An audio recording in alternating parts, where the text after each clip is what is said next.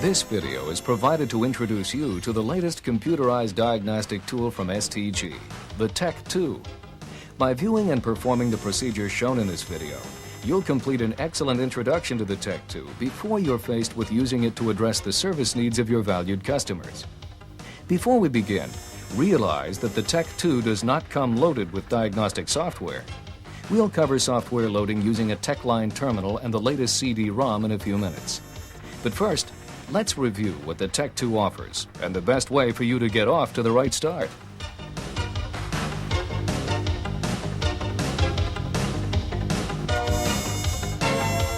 If you can use a TEC1, you can use a TEC2. The TEC2 was necessary to handle communication with the newer, faster PCMs using Class II data for OBD2 and other high-powered advancements in automotive technology. Specifically, the TEC2 offers these enhancements over the TEC1. The TEC2 is more powerful than the TEC1. The TEC2 has more memory to offer 2 snapshots instead of 1.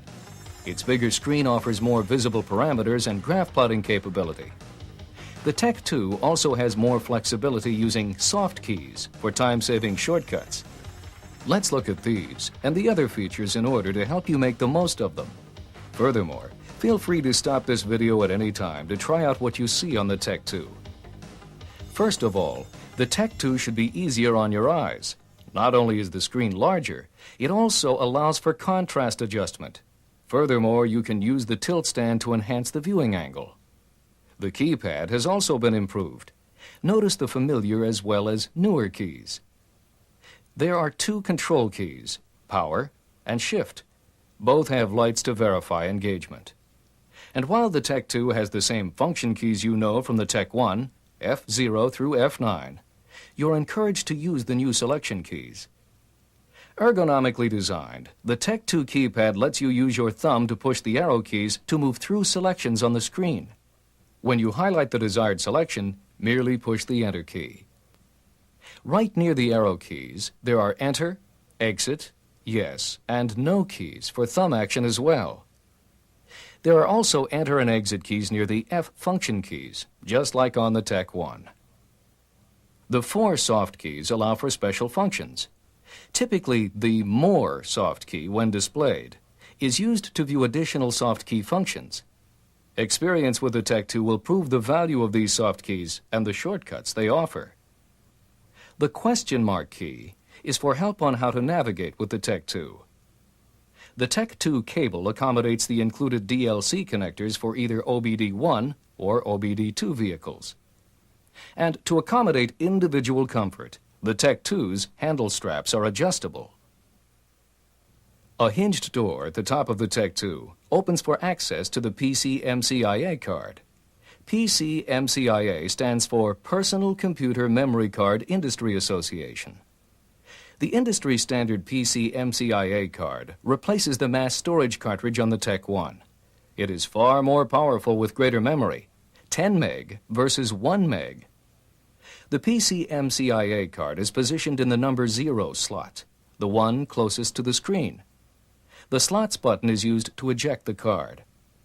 To install the PCMCIA card, push it in gently. The PCMCIA card will fit into the number 1 slot, but don't put it there, as the TEC2 will not function. This slot, closest to the back, is for future enhancements, such as a miniature hard drive for even greater data storage. Another important TEC2 component is the Vehicle Communications Interface, or VCI module. The VCI module is similar to the TEC1's VIM and is used to interpret vehicle communications. Vehicle technology forced the creation of the TEC2.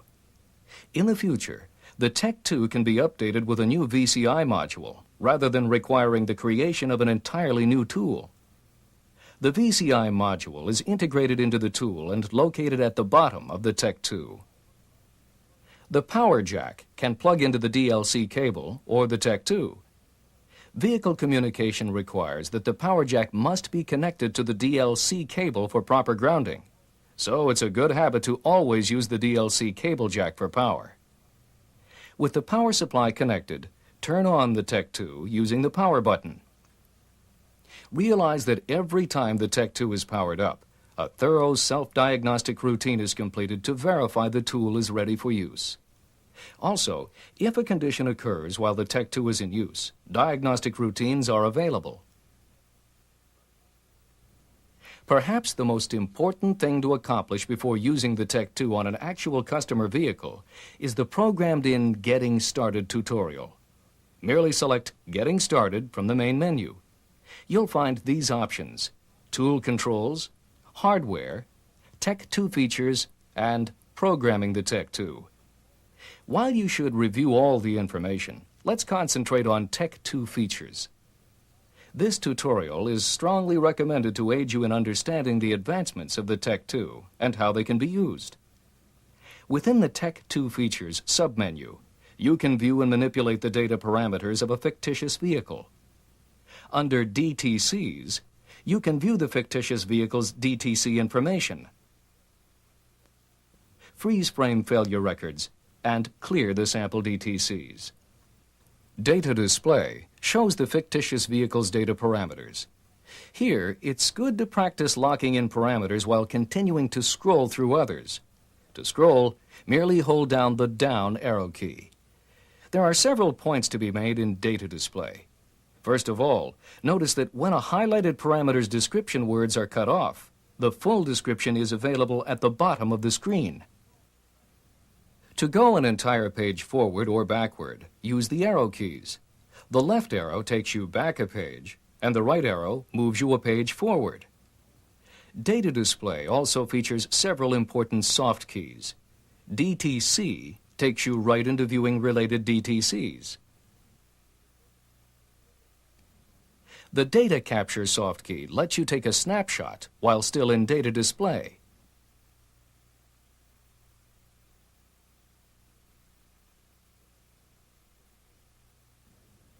Using the More key selects additional soft keys. The previous list and next list do exactly as the names say. They let you go from one data list to another.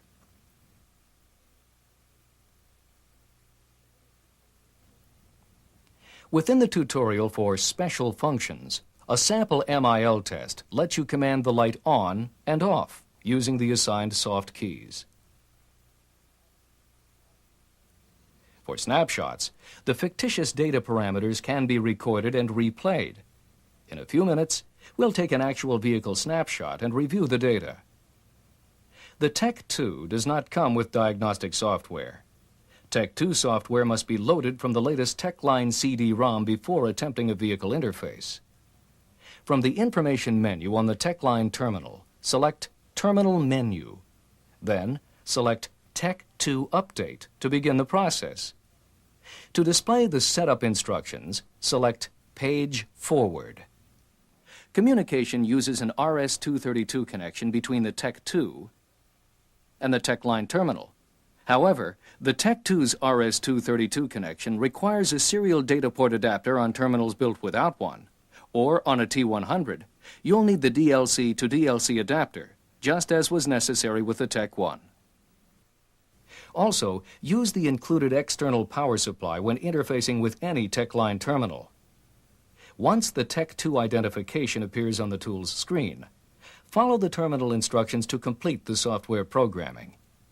It's important to note that once the appropriate software version is selected, you must select Enter and then Done to be asked if the loading can continue. For vehicle hookup, always remember that power and ground must come through the DLC cable to ensure the highest quality data transmission. On non-OBD2 vehicles, be sure to connect the cigar lighter or battery adapter through the jack on the cable adapter.